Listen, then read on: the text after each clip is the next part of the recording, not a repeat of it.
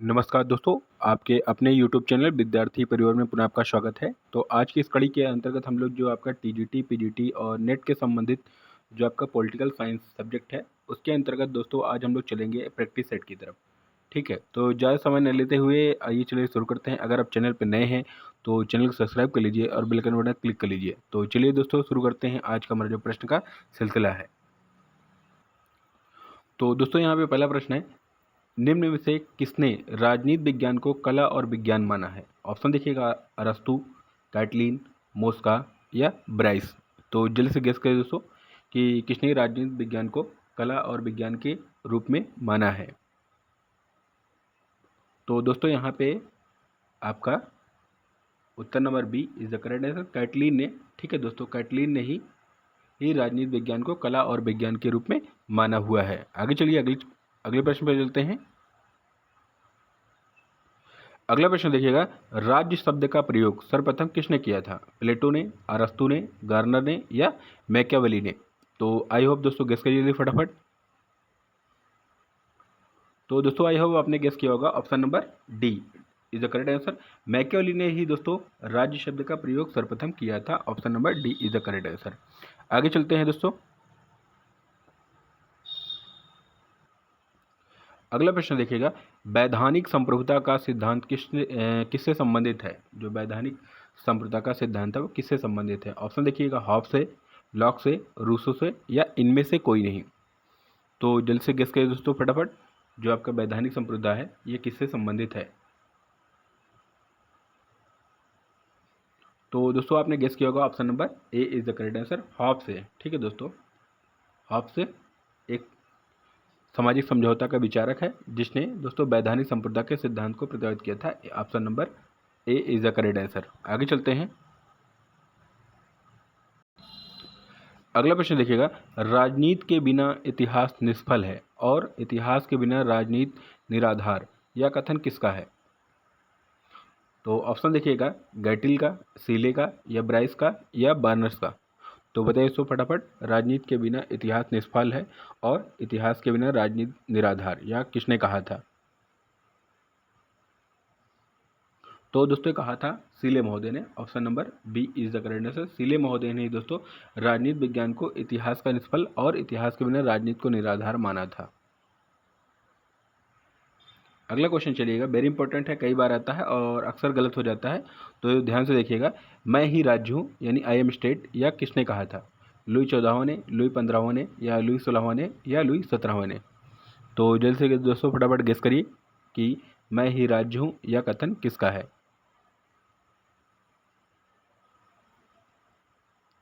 तो दोस्तों ये आपका जो मैं ही राज्य कथन है ये आपका लुई 14वां ने कहा था, जो फ्रांस का, ठीक है, फ्रांस में निरंकुश शासन के शासकों में से एक था। तो दोस्तों यहाँ पे आपका प्रश्न का उत्तर आपका जो सही है वो आपका है लुई 14वां। Option number A is the correct है सर। आगे चलिए। अगला प्रश्न देखिएगा, निम्न में से किसने राजनीति विज्ञान को विज्ञान नहीं माना है? अरस्तु ने, जेलिनेक ने, गैटिल ने या हार्मन फाइनर ने? तो बताइए सो, राजनीति विज्ञान को विज्ञान के रूप में नहीं माना है, किसने नहीं माना है? तो जल्दी से गेस करिए फटाफट। तो दोस्तों जो राजनीति विज्ञान को विज्ञान के रूप में नहीं माना है वो नहीं माना है दोस्तों आपके गैटिल महोदय ने। ठीक है, option number C is the correct answer. इन्होंने राजनीति विज्ञान को कला के रूप में माना है। आगे चलते हैं। अगला क्वेश्चन देखा, निम्न में से बहुलवादी विचारक नहीं है। तो इंपॉर्टेंट है दोस्तों, ध्यान रखिए, निम्न से बहुलवादी विचारक नहीं है। ऑप्शन देखिएगा, ब्राइस, बार्कर, कोल या मैकाइवर। तो बताइए सो फटाफट कि इनमें से बहुलवादी विचारकों में से एक नहीं है। तो दोस्तों इसमें जो नहीं है वो आपका ब्राइस महोदय नहीं है। Option number A is the correct answer. Bryce दोस्तों जो एकलवादी विचारक है, ठीक है, एकलवादी विचारक है और यहाँ पे बहुलवादी की पूछा जा रहा है। ठीक है, तो आगे चलते हैं दोस्तों अगले क्वेश्चन की तरफ। अगला क्वेश्चन देखिएगा, समाज का स्वरूप संघात्मक है अतः सत्ता का स्वरूप भी संघात्मक होना चाहिए, यह किसका विचार था? मैकाइवर का, लास्की का, लिंडसे का या मिस फॉलेट का? तो बताइए सो फटाफट कि समाज का स्वरूप संघात्मक है और सत्ता का स्वरूप भी संघात्मक होना चाहिए, यह किस महोदय का विचार है? तो दोस्तों ये कथन आपका है लास्की का, option number B is the correct answer. Laski ने ही दोस्तों समाज का स्वरूप संघात्मक माना है और सत्ता का स्वरूप भी संघात्मक होना चाहिए, यह उसका कथन है। अगला क्वेश्चन देखिएगा, मानव के जीवन में युद्ध का वही स्थान है जो नारी के जीवन में मातृत्व का, यह कथन किसका है? ऑप्शन देखिएगा आपका, हिटलर का, मुसोलिनी का, कार्ल मार्क्स का या उपयुक्त सभी का। तो बताइए दोस्तों फटाफट कि मानव के जीवन में युद्ध का वही स्थान है जो नारी के जीवन में मातृत्व का।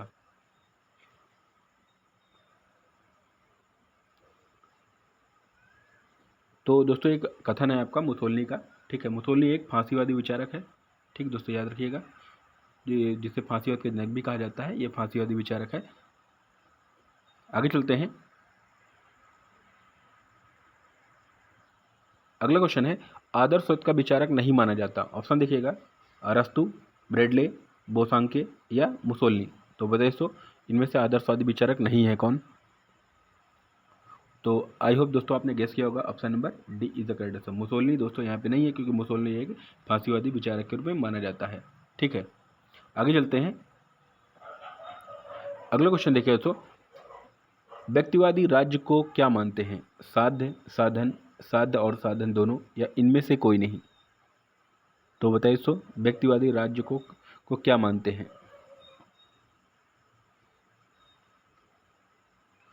तो दोस्तों जो व्यक्तिवादी हैं, व्यक्तिवादी राज्य को एक साधन के रूप में मानते हैं। Option number B is the correct answer, ठीक है। इनका मानना है राज्य एक आवश्यक बुराई है। क्यों? क्योंकि राज्य व्यक्ति के कार्यों में बाधा डालता है, इसलिए इन्होंने राज्य को कम से कम, ठीक है दोस्तों, कम से कम हस्तक्षेप की बात कही है, इसलिए ये एक तरीक़ा से नकारात्मक स्वतंत्रता की बात करते हैं। आगे चलते हैं। अगला क्वेश्चन है दोस्तों, फांसीवाद का क्या अर्थ है? लकड़ियों की बनी मेज, लकड़ियों का बंधा गट्ठर या लकड़ियों का बना औजार या लकड़ियों की बनी संदूक। तो बताइए सो फटाफट।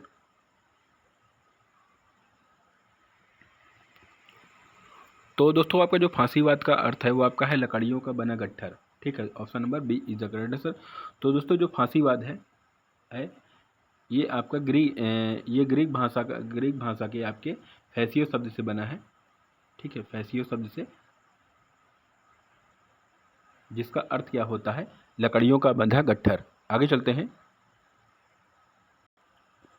अगला क्वेश्चन देखिएगा, परिवार का बृहद रूप राज्य है, यह कथन किसका है? अरस्तु का, मेकस का या प्लेटो का या हेगल का। तो बताइए सो फटाफट, परिवार व्यक्ति का बृहद रूप है या बड़ा रूप है, यह कथन किसका है?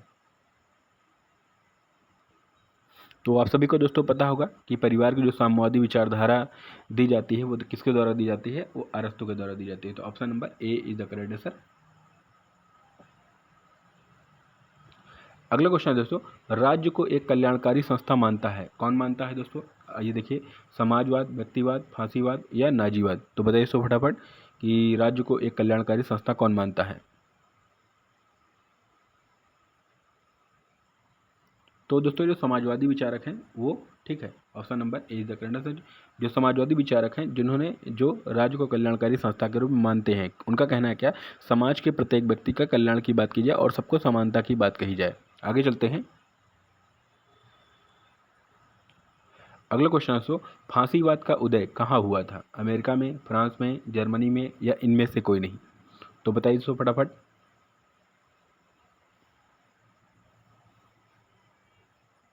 तो दोस्तों जो आपका फांसीवाद का उदय हुआ था वो आपका हुआ था जर्मनी में, ठीक है। Option number C is the correct answer. और साथ ही साथ दोस्तों ये इटली में भी माना जाता है, ठीक है। तो यहाँ पे दोनों पे हुआ था, जहाँ पे दोस्तों यहाँ पे जर्मनी में आपका आपका हिटलर ने यहाँ पे इसको उदय किया था, तो यहीं पे इटली में दोस्तों मुसोलिनी ने किया था।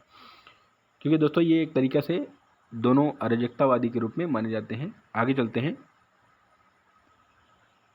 लोकतंत्र उस शासन को कहते हैं जिसमें प्रत्येक व्यक्ति की भागीदारी होती है, यह कथन किसका है? गैटिल का, सीले का, ब्राइस का या बार्नस का। तो बताइए सो फटाफट। लोकतंत्र उस शासन को कहते हैं जिसमें प्रत्येक व्यक्ति भागीदारी होती है, और लोकतंत्र की अच्छी परिभाषाओं में से एक परिभाषा भी मान सकते हैं इसको। तो दोस्तों ये कहा था सीले महोदय ने। Option number B is the correct answer. Seeley महोदय ने दोस्तों लोकतंत्र को को कहा था कि इसमें प्रत्येक व्यक्ति की भागीदारी होती है। अगला क्वेश्चन देखिएगा, निम्न में से फांसीवाद की विशेषता नहीं है? व्यक्तिवादी विरोधी दर्शन, या वर्ग संघर्ष का विरोधी, या पूंजीवाद का समर्थक, इनमें से कोई नहीं। तो दिल से गेस करिए दोस्तों फटाफट कि फांसीवाद का इनमें विशेषता नहीं मानी जाती।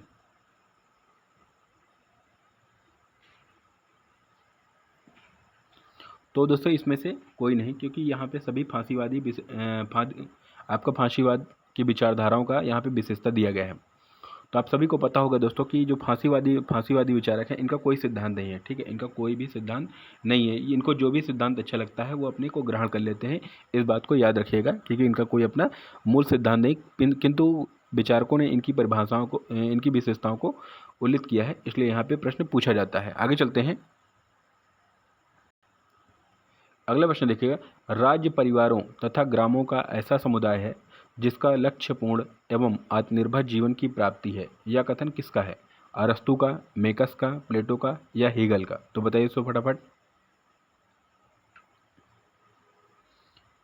तो अभी आपने दोस्तों याद रखिएगा, जहाँ पर भी परिवारों की बात की जाए, ठीक है, ये याद रखिएगा, परिवारों की बात की जाए वहाँ पे अरस्तू साहब हो जाते हैं। तो ए फॉर आपका अरस्तू, यहाँ पे option number A is the correct answer, क्योंकि अरस्तू ने दोस्तों राज्य परिवार तथा ग्रामों का ऐसा समुदाय माना है जिसका मुख्य लक्ष्य पूर्ण होता है आत्मनिर्भर जीवन की प्राप्ति। ठीक है, आगे चलते हैं। अगला प्रश्न है, निम्न में से कौन सा सुमिलित नहीं है? तो बताइए सो यहाँ पे कौन सा एक सुमिलित नहीं है? अरस्तु, राज्य व्यक्ति का विराट रूप है। बुझ, राज्य ईश्वर का प्रतिनिधि है। हेगल, राज्य ईश्वर का अवतरण है। या ग्रीन, राज्य का आधार शक्ति नहीं इच्छा है। तो जल्दी से गेस करिए सो इनमें से कौन सुमिलित नहीं है?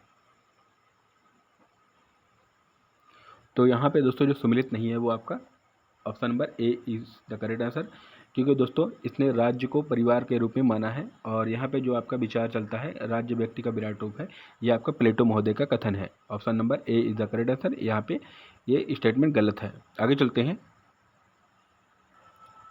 अगला प्रश्न दोस्तों, पित्त सत्तात्मक सिद्धांत किसने प्रस्तुत किया था? मैकायर ने, सर हेनरी मैन ने, या मैकलेन ने, या मार्गन ने? तो बताइए सो फटाफट कि जो पित्त सत्तात्मक है, अर्थात जैसे परिवार में पिता की सत्ता होती है उसी को हम लोग बोलते हैं पित्त सत्तात्मक। इस ठीक उसी प्रकार इनका कहना क्या था, राज्य में जो जो प्रधान होता है वो पिता के रूप में होता है, तो इसी प्रकार इन्होंने पित्त सत्तात्मक की संज्ञा दी थी। तो बताइए सो पित्त सत्तात्मक सिद्धांत को किसने प्रस्तुत किया था, या इनका प्रतिपादन कौन था? तो आई होप दोस्तों आपने गेस किया होगा, option number B is the correct answer, sir Henry Maine. ठीक है, जो जो आपके विचारक हैं उन्होंने ही दोस्तों आपके पित्त सत्तात्मक सिद्धांत का प्रतिपादन किया था। आगे चलते हैं दोस्तों अगले क्वेश्चन की तरफ। अगला प्रश्न है दोस्तों, इनमें से कौन प्राकृतिक अधिकारों का समर्थक नहीं था? वाल्टेयर, स्पेंसर, सालमैंड, या थॉमस पेन? तो जल्दी बताइए दोस्तों फटाफट, इनमें से प्राकृतिक अधिकारों का कौन एक समर्थक नहीं है?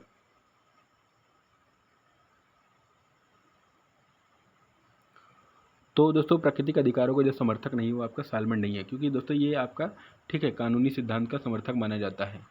ठीक, आगे चलते हैं दोस्तों अगले क्वेश्चन की तरफ। अगला क्वेश्चन है, अंतर्राष्ट्रीय विधि का जनक किसे माना जाता है? गैटिल को, ग्रेसियस का, हेनरी मैन को, या बिलोबी को? तो जल्दी से फटाफट दोस्तों बताइए, अंतर्राष्ट्रीय विधि का जनक किसे माना जाता है?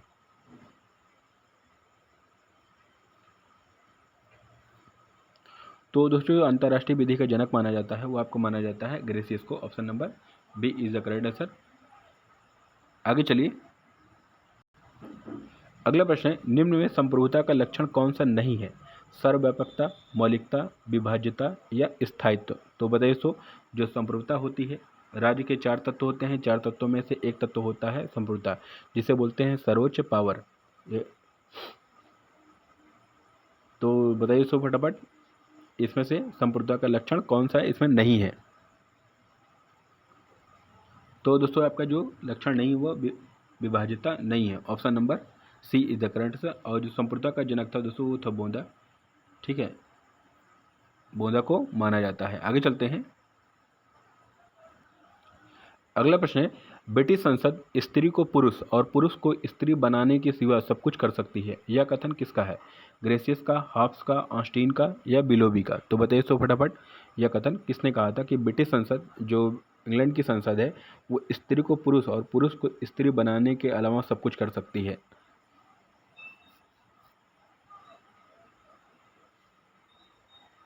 तो दोस्तों कहा था आपके बिलोबी महोदय ने। Option number D is the correct answer. बिलोबी ने दोस्तों माना था ब्रिटिश संसद में इतनी पावर है कि वो स्त्री को पुरुष और पुरुष को स्त्री बनाने के अलावा वो सब कुछ कर सकती है।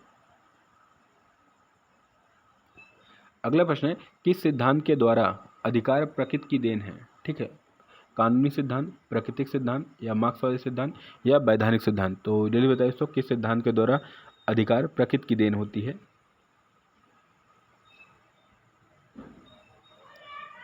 तो दोस्तों जो आपका प्राकृतिक अधिकार की देन होती है वो आपका प्राकृतिक सिद्धांत के द्वारा ही होती है। Option number B is the correct answer. क्योंकि जो प्राकृतिक सिद्धांत के विचारक हैं उनका मानना है कि व्यक्ति का जन्म प्रकृति में होता है, अर्थात उसे सभी प्रकार के अधिकार उसे मिलने चाहिए जिससे उसका जीवन विकसित हो सके और विकास उसका जीवन चल सके। अगला प्रश्न है, मैं शरीर और मस्तिष्क से समाजवादी हूँ, यह कथन किसका है? महात्मा गांधी का, सुभाष चंद्र बोस का, राम मनोहर लोहिया का या पंडित जवाहरलाल नेहरू का? तो जल्दी से दोस्तों फटाफट गेस करिए, यह कथन किसने कहा था, मैं शरीर और मस्तिष्क से समाजवादी हूँ? तो दोस्तों कहा था ये आपके पंडित जवाहरलाल नेहरू जी। ठीक है, तो option number D is the correct answer. तो दोस्तों आप कमेंट बॉक्स में ये बताइए, ठीक है, कि इनमें से किसे दार्शनिक अराजकतावादी कहा जाता है? ठीक है, चलिए दोस्तों फटाफट आप भी कुछ काम कर लीजिए। इनमें से जो आपको विचारक दिए गए हैं, इन विचारकों में से कौन एक दार्शनिक अराजकतावादी है? तो आप जरूर कमेंट बॉक्स में बताइएगा दोस्तों। आगे चलते हैं, अगला क्वेश्चन देखिएगा। बिना भूभाग के भी राज्य का अस्तित्व रह सकता है, यह किसने कहा था? हीगल ने या सीले ने या मैक्स वेबर ने या टी.एच. ग्रीन ने? तो बताइए दोस्तों, बिना भूभाग के भी राज्य का अस्तित्व रह सकता है, यह कथन किसका है? हीगल का है या सीले का या मैक्स वेबर का या टी.एच. ग्रीन का? तो बताइए तो फटाफट गेस करिए। तो दोस्तों आई होप गेस किया होगा आपने। Option number B is the correct. Seeley महोदय ने ही दोस्तों जो राज्य के 4 तत्व हैं, जिसमें आपका निश्चित भूभाग आता है, जनसंख्या आती है, सरकार आता है और संप्रभुता, इसमें से दोस्तों उन्होंने भूभाग को नहीं माना है।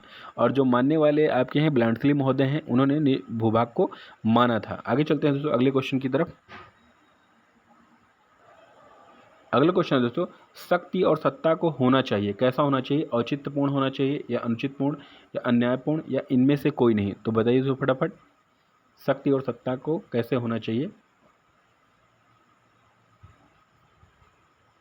तो दोस्तों होना चाहिए औचित्यपूर्ण। Option number A is the correct answer. शक्ति का जो सिद्धांत दिया था दोस्तों, उसको दिया था कैटलिन महोदय ने दिया था। ठीक है, ऑप्शन नंबर आपका ए यहाँ पे होता है। तो जो शक्ति का सिद्धांत है वो कैटलिन महोदय की देन है। आगे चलते हैं, अगला प्रश्न है, संविधानवाद होता है कैसा है? कठोर है, स्थायी है, गतिशील है या अपरिवर्तनशील है? तो बताइए दोस्तों फटाफट कि संविधानवाद कैसा है। तो दोस्तों संविधानवाद न तो कठोरता वाला सिद्धांत है, न स्थायी है, बल्कि वो गतिशील है। Option number C is the correct answer. आगे चलिएगा दोस्तों,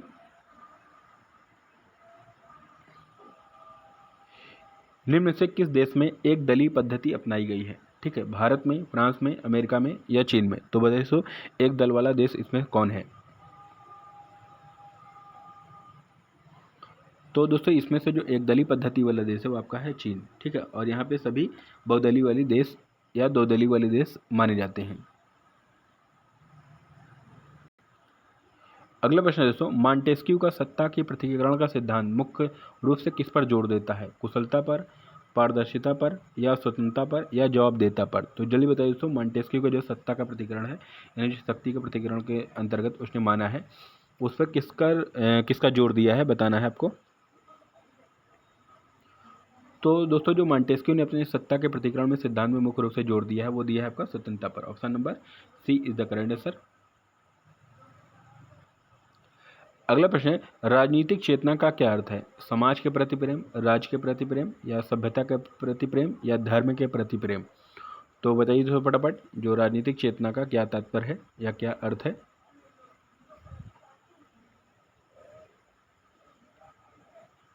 तो दोस्तों जो राजनीतिक चेतना का अर्थ है वो राज्य के प्रति प्रेम की भावना का होना ही क्या होता है, राजनीतिक चेतना कहलाता है। तो यहाँ पे option number B is the correct answer, राज्य के प्रति प्रेम की भावना ही आपका राजनीतिक चेतना है। अगला क्वेश्चन देखिएगा, राज्य एक संसार है जिसे आत्मा अपने लिए बनाती है, या उक्ति किसकी है, यानी ये कथन किसका है, हेगल का, फॉलेट की, या मैक्स वेबर का, या टी एच ग्रीन का। तो बताइए तो दोस्तों फटाफट।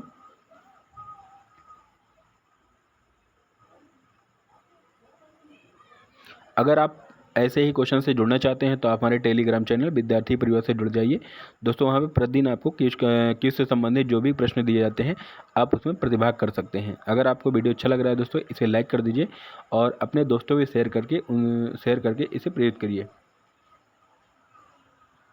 तो बताइए दोस्तों फटाफट, राज्य एक संसार है जिसे आत्मा अपने लिए बनाती है, या कथन किसका है। तो ये आपका मिस फॉलेट महोदय का है। तो यहाँ पे आपका option number B is the question, Follett की जो कथन है ये आपका है। आगे चलते हैं। अगला क्वेश्चन देखिएगा, भारत में राज्य राजनीति का अध्ययन सर्वप्रथम किसने आरंभ किया।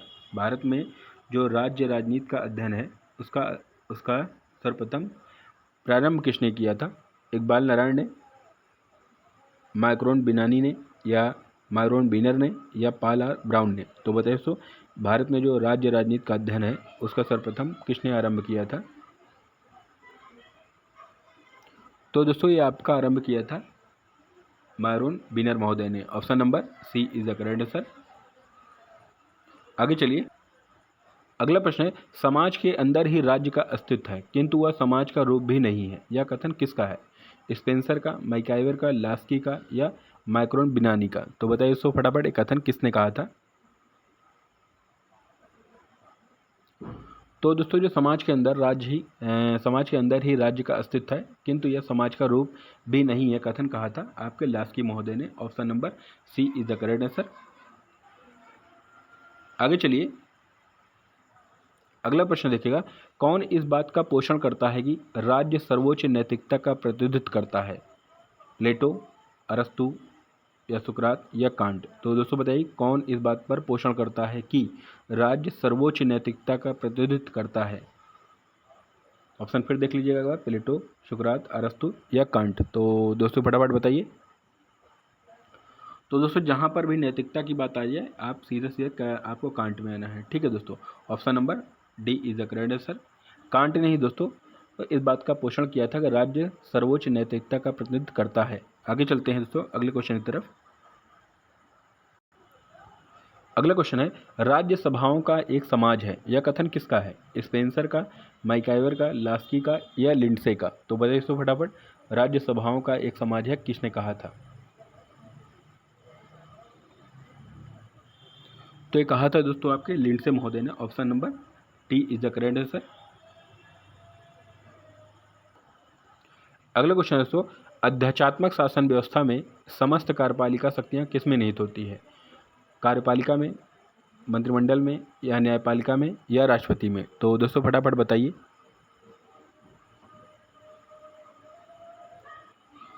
तो दोस्तों जो अध्यक्षात्मक शासन प्रणाली होती है, व्यवस्था होती है, उसमें कार्यपालिका की सारी शक्तियां दोस्तों वो राष्ट्रपति में निहित होती है। Option number D is the correct answer.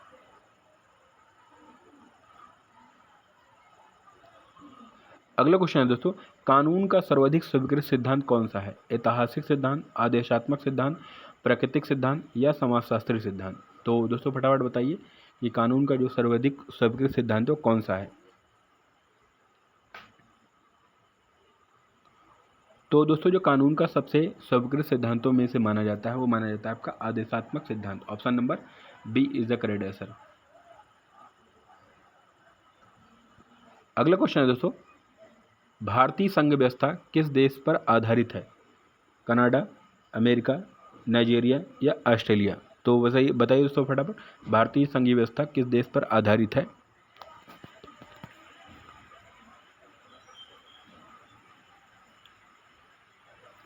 तो दोस्तों ये आपका जो भारतीय संघ व्यवस्था है वो आपका कनाडा देश पर आधारित है। Option number A is the correct answer. ठीक है दोस्तों, तो चलिए दोस्तों आप कमेंट बॉक्स में बताइए कि जो भारत में में भारत में जो आपका संसदात्मक शासन व्यवस्था है वो कहाँ से लिया गया है? ठीक है, तो जल्दी से फटाफट दोस्तों गेस करिए। तो दोस्तों यहाँ पे आपके कुल 30+ क्वेश्चंस आपके प्रैक्टिस सेट में दिए गए हैं। अगर आप इससे पहले के प्रैक्टिस सेट नहीं देखे हैं तो आप उसे देख लीजिए। कुछ पुराने वीडियो दोस्तों आप प्लेलिस्ट में जाइए, वहाँ पे टीजीटी वीडीडी का आपका प्लेलिस्ट है, आप वहाँ देख सकते हैं। तो अगर दोस्तों आपको वीडियो अच्छा लगा हो तो इसे लाइक कर दीजिए और अपने दोस्तों को शेयर कर दीजिए। और दोस्तों फीडबैक के रूप में आप कमेंट बॉक्स से ज़रूर में दीजिए। अगर कोई त्रुटि हो दोस्तों तो उसे भी बताइए। तो दोस्तों अगले वीडियो में फिर मिलते हैं, तब तक के लिए दोस्तों आप फिर मिलेंगे दोस्तों यहाँ पे। जय हिंद, जय भारत।